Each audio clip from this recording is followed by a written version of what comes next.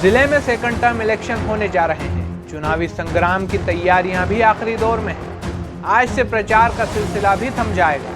वहीं 13 जुलाई को दूसरे दौर का मतदान है। सोमवार को द लाइव एक्सप्रेस की टीम नगर परिषद मनासा पहुंची, जहां वार्ड नंबर 14 के एसडीपीआई अधिकृत प्रत्याशी आमिना बी के पति जाकिर हुसैन से चुनावी चर्चा की। जाकिर हुसैन ने कहा कि वे लंबे समय से समाज सेवा का कार्य करते आ रहे हैं, साथ ही मजलूमों की हर मुमकिन मदद भी करते हैं। उनका टारगेट हर समाज, हर वर्ग को साथ लेकर चलना है। वहीं उन्होंने बताया कि पिछले 15-20 साल से वार्ड नंबर 14 उपेक्षा का शिकार है। यहां गंदगी अपने पैर पसार चुकी है। वहीं नगर परिषद भी इस वार्ड को नजरअंदाज करती आई है। उन्होंने कहा कि वार्ड में जनसंपर्क के दौरान उन्हें भरपूर समर्थन भी मिल रहा है। वार्डवासी उन्हें जीत का आशीर्वाद दे रहे हैं। उन्होंने कहा कि यदि वे चुनाव जीतते हैं तो लंबे समय से वार्ड में बनी तमाम समस्याओं को वो सबसे पहले दूर करेंगे, साथ ही वार्ड विकास का नया इतिहास रचेंगे।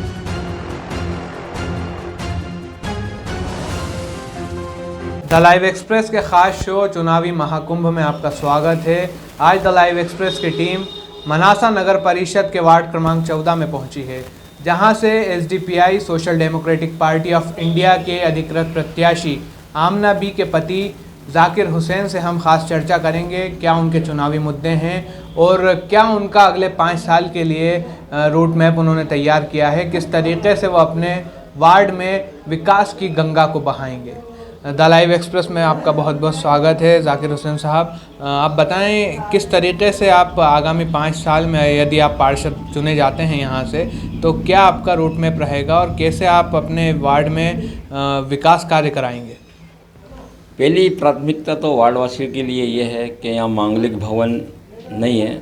सबसे पहली प्राथमिकता मांगलिक भवन की रहेगी, जमात खाने की। दूसरा, एक एम्बुलेंस की व्यवस्था 24 घंटे उपलब्ध रहे यहाँ, ताकि गरीब लोग जो है यहाँ पे उनको जो है इस एम्बुलेंस की आवश्यकता पड़ती रहती है। कभी शासकीय अस्पताल में उसकी व्यवस्था नहीं हो पाती है, भटकना पड़ता है। तो हम चाहते हैं कि एक एम्बुलेंस 24 घंटे यहाँ उपलब्ध रहे, ताकि वो गरीब लोग जो भी है जिसको ज़रूरत हो तो उनको वो उपलब्ध करा सकें। तीसरा ये है कि आज महंगाई की मार से जो प्राइवेट स्कूल है उसकी जो फीस होती है लाखों में होती है। जो गरीब तबके के जो लोग हैं वो वंचित रह जाते हैं शिक्षा से। तो अपन चाहते हैं कि पहली प्राइमरी से लेकर 5वीं तक बच्चों के लिए जो एक स्कूल अच्छा हो। तीसरा, जो यहाँ पटेल चाल वगैरह ये मस्जिद के सामने वाली गलियों में यहाँ नल की व्यवस्था नहीं है। यहाँ पेयजल के लिए जो पाइपलाइन डलवाना है, रोड बनवाना है, नालियों की व्यवस्था नहीं है। ये मस्जिद के सामने वाला जो नाला है इसको दुरुस्त करवाना है।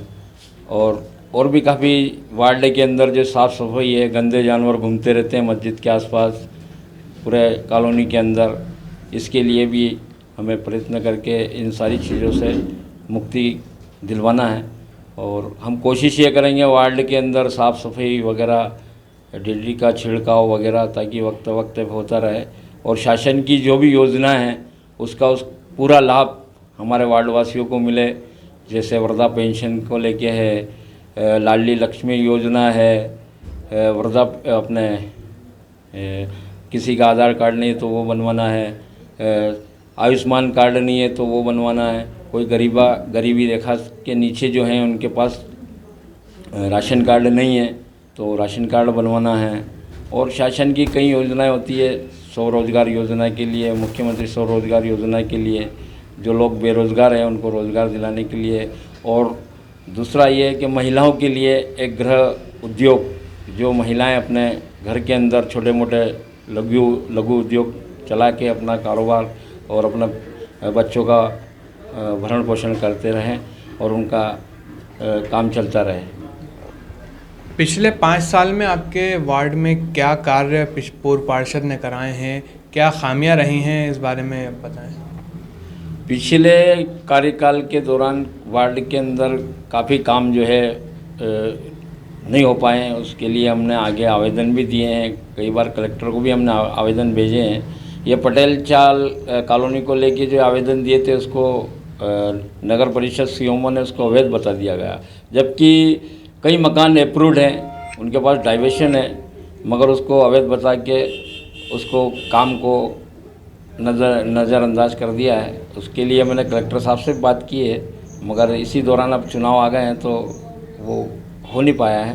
तो हम कोशिश करेंगे, अगर जनता हमें मौका देती है तो हम इनके ऊपर भरपूर प्रयत्न करके सारे रोड जो कहाँ बाकी है वो नल व्यवस्था सारी करेंगे।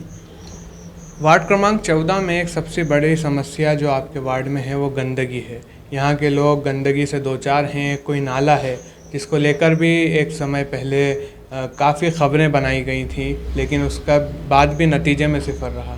क्या कुछ कहना चाहेंगे? नाले वगैरह को और साफ़ सफाई को लेके मैंने खुद भी कई बार आवेदन दिया है। मैंने नगर परिषद सीओमओ साहब को भी फ़ोन पे कई बार अवगत कराया है, मगर उन्होंने इस बात को नज़रअंदाज करके हाँ ठीक है मैं दिखलाता हूँ ये शब्द दोहराते हुए उन्होंने कभी भी इस कॉलोनी को वार्ड नंबर 14 में तवज्जो नहीं दी है, नज़रअंदाज किया है।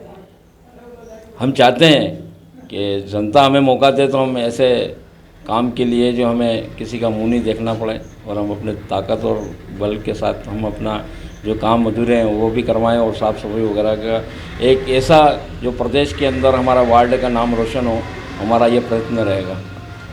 आपके वार्ड नंबर 14 में पेयजल को लेकर क्या इंतज़ामात हैं और क्या और ऐसी समस्याएं हैं? पेयजल का ये है कि वक्त पे नल नहीं आते हैं। कभी कभी जो है 3 दिन में नल आते हैं, जो टाइम टेबल है नल का उसमें भी ये होता है कि कभी मोटर ख़राब हो जाती है, ये बताया जाता है, कभी पाइप फूट जाता है, ये कि नल नहीं दिए जाते हैं, कभी गंदा पानी आता है। जो हमने वक्त पे सीओमओ साहब को भी अवगत कराया, मगर उसके ऊपर ठोस कोई ये नहीं करके न एक बस वो फॉर्मेलिटी पूरी करते हैं और बस वो कहते हैं ठीक है देखते हैं, उसके लिए हम कुछ प्रयत्न करेंगे, बस वो प्रयत्न में ही चलते रहते हैं। आप यहाँ जो आपका वार्ड पिछड़ रहा है, विकास कार्य भी नहीं हो पा रहे हैं, उसके लिए आप किसको जिम्मेदार ठहराना? मैं जिम्मेदार नगर परिषद के जो वार्ड पार्षद हैं उनको भी जिम्मेदार ठहराता हूँ। दूसरा जो नगर परिषद के बाद जो विधायक है उनको भी इसका जिम्मेदार ठहराता हूँ कि उन्होंने विधायक बनने के बाद भी यहाँ इस वार्ड में तवज्जो नहीं दी है। और पटेल चाल जो नाम से अब्दुल कलाम आज़ाद वार्ड है, इसके सामने जो मस्जिद के सामने जो 3-4 गलियाँ हैं, इसमें रोड पानी की व्यवस्था नल वगैरह नहीं है। तो ये सारे जो है काफ़ी लोग परेशान हैं इसको लेके। साफ़ सफाई भी नहीं होती है, नल का पानी गटरों का पानी अपने घरों के सामने जमा होता है, जिससे गंदगी भी फैलती है, मच्छर भी होती है, जिससे बीमारियां फैलती है।